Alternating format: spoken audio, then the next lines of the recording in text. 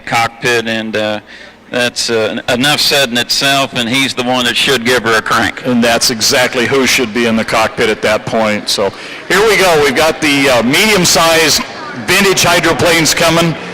You've got Frank Snyder is on the inside lane in the Calypso 2. That's an Ed Carrollson hull, and it's actually called a bent bullet. As if you will look at it, when you see it sitting on the trailer, you'll know why. Outside of him in lane 2 should be the Water Scamp. That's a Suey hull. It's owned by Steve Kramer. Runs real well all the time.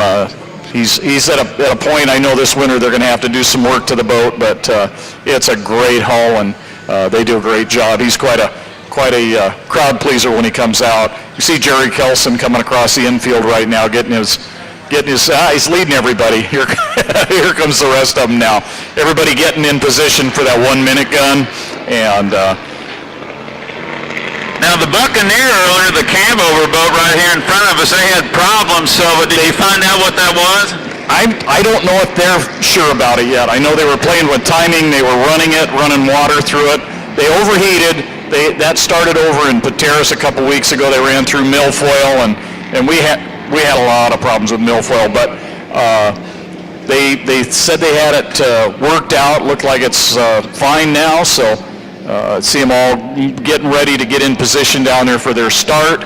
And Mike Sin is coming at the back of the pack, but he'll catch them very shortly. Even though they're not racing, it has to be neat for those drivers out there. They're up there in turn number 2. They're getting assembled. There's 20 seconds until the start, but everyone's been well behaved, and I say again, I like how you do it out here. Everybody's coming to the line side by side, gives us an opportunity to talk about them, kind of give the fans an ID on each boat, and I like it. But, inside they're thinking, man, I want to get to that line first. Well, either that or I don't want to screw up and be way behind. It happens. I know I got back in a boat a few years ago, first time in 26 years, and talk about scary. I mean, I didn't want to embarrass myself or anybody else. Got Kelly Hodgkin, I think, is out front in the No, actually, Scott Schatz is in the boat. I see Kiwi down on the dock, and if Brad is anywhere near, Brad, if you can get with Kiwi, we need to get him on the mic. Scott's dad originally had this boat back in the 70s. I think it was built in 74, and there were 2 boats. One was After Me and Follow Me. Mm-hmm. And this is one of those 2 boats that Kelly has. From what Kiwi was telling me earlier, Scott was actually in tears. He was so delighted to see the boat. Been years and years, and now he's getting a chance to drive his dad's boat, because as a kid he got to watch it, but never drove. So now he's getting to drive the thing. So now I see 2 new ones out here we didn't see earlier, and one that's really caught my eye. I believe the boat to the inside. Look at that low profile, radically designed E1. Tell us about that one. Well, that is an Ed Carrollson boat, built back in the 70s, and that was really a transition for Ed. As most people know, Ed was an outboard builder before he started building inboards. And this is basically, if you look at the boat, it's basically a glorified outboard, and I don't mean that in a bad way, but they've just enlarged the boat, and it's very much an outboard hydro that they made into an inboard. It's designed to do this, but that is the design. It's very shallow, real low strut depth in it, and but like I say, they're called the Bent Bullets, and they were not as successful as they wanted. They did win national champion. This boat was a high point, and some of the others did real well, but a lot of them were not as successful as they wanted. Neat boats, but it's a transition from conventional to cab over, and that's what you're seeing right there. And then you see Jerry Kelson here in this multicolored boat that I hear him popping and sputtering a little bit. That is the first time that boat has been on the water. He just finished it here in the last probably hour. Oh my. Jerry, like a lot of the guys that do boat work, they're working on everybody else's, so he didn't get a chance to get his finished at home, but he's here. He's running. I know they'll get it going a little better later in the day, or I should say in the weekend, but a great boat built in-house by the family.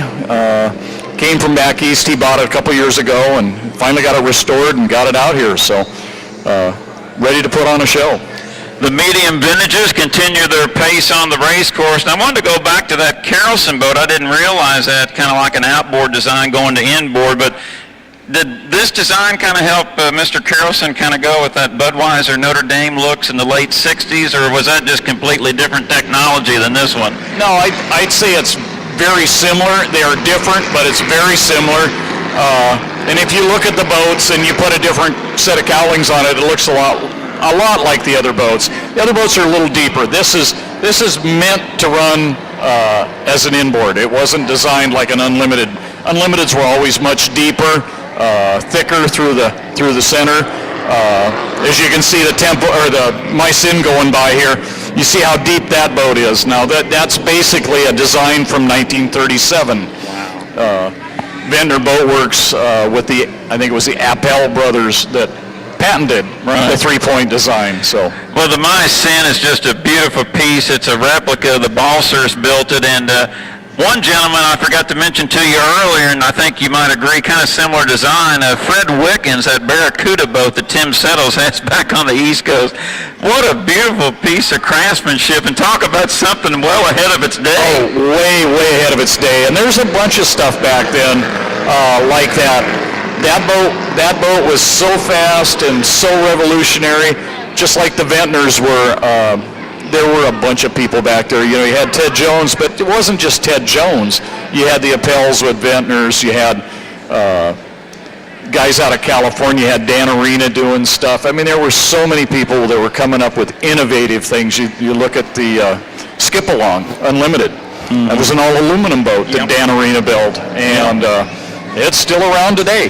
And the Kirshners on the East Coast built a replica all-aluminum boat, the Supersonic, and they've just done great with that boat. A lot of people thought when it first was built and they brought it to the races wouldn't run, but boy, it's a champ. Well, and I've heard some discussions, and there was concerns about that boat because they didn't think the aluminum would hold up. And I sat in on some of those phone conversations, and they went through a tough process to make sure that give these guys a real round of applause. Yeah. They'll hear you and they'll love it. I hope you folks enjoyed that.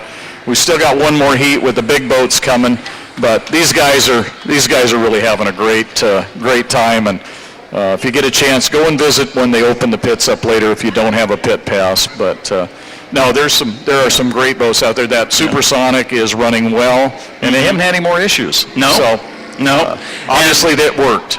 At the Ohio Governor's Cup Regatta 2 weekends ago in Salina, Ohio, they had the Jim Cunningham Memorial, and they had a dozen there. So the vintage category in the APBA continues to thrive and grow. And Jim, as always, thank you very much. You'll be back later for the big boats. Yeah, for the two big boats. Well, actually, at this point, it'll probably just be the Marion because I think Vitamilk is done for the weekend with a bad propeller and broken strut at this point. They lost all the bolts in the strut, so they'll get it taken care of.